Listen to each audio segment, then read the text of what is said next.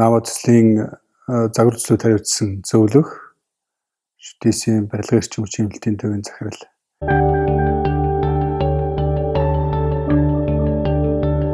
Хөдөлмжийн хийн талаар зүгээр маш энгийнээр тайлбарлах юм бол бидний хувцас зузаатсан байна л гэсэн үг.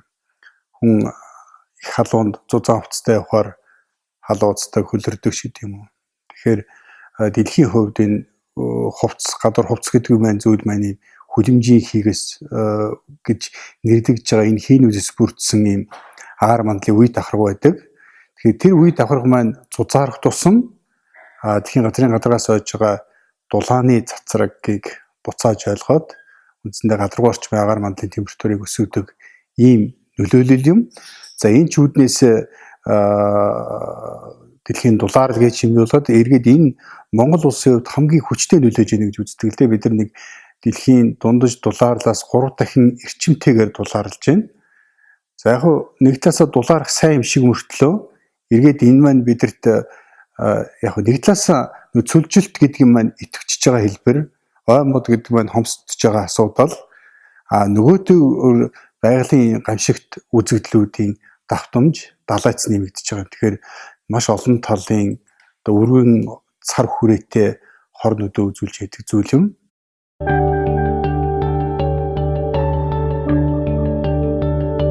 Үндсэндээ гарч байгаа юм бол нэгэлэнгүй барилгын салбарт хамаартай гэсэн бол энэ түншний шаталтаас үүдэлтэй өөрөөр хэлбэл нүүрс хичлийн хийн давхар эсэл гэдэг энэ асуудлыг авч үздэг.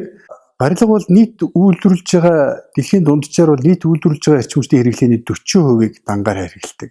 Тэгэхээр маш том хэрэглээ. Өөрөөр хэлбэл бусад салбартай харьцуулшгүй их хэрэглээ юм.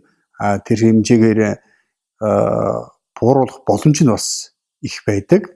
Нэгэлэнгүй Монгол орны хувьд бид нар эрсдэс уур амьсгалтай, нэгэлэнгүй халаалтандаа бид нар маш хэмжээний эрчим хүч хэрэглэдэг учраас тэр хэмжээгээр тэрлүү илүү фокуслол бид нар хэмнэх боломж байна л гэсэн.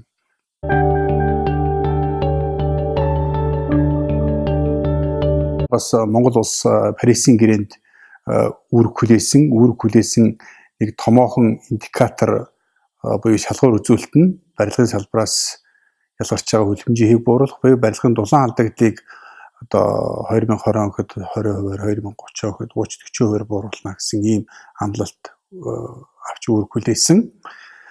За энийг хэрэгжүүлэхийн тулд нэгэлэнгүй барилгын салбарт намаа төсөл голлох үүрэг оролттой оролцож байгаамаа.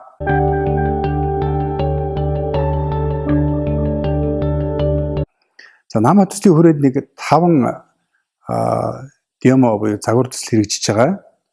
За эхнийх нь Говьлтай аймгийн Жаргалан сумын сургуулийн барилгыг дулаалах, халаалтын системийг сайжруулах гэсэн ажил хийгдсэн. За хоёр дахь нь Дундгой аймгийн Эрдэнэтлаа сумын төвлөрсөн халаалтын системийг шинжлэх асуудал дээр дэмжлэг үзүүлж оролцсон.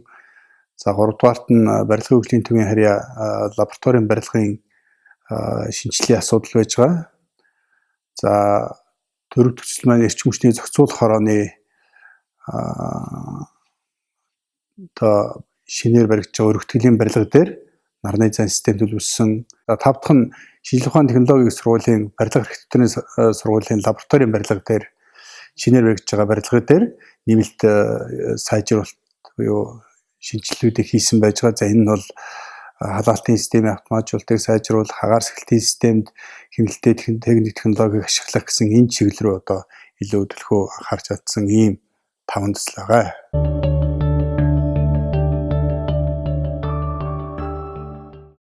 Тэгэхээр загвар төслүүд хэрэгжчихлээ.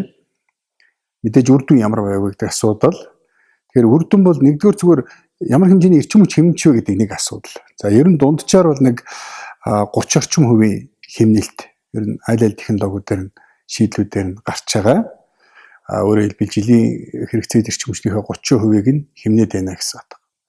Нөгөө нэг үнэлж боломгүй гэх юм уу маш үн цэнтэй зүйл нь бол энэ чиглэлийн зүйл хэрэгжүүлэх боломжтой байдгийн байна.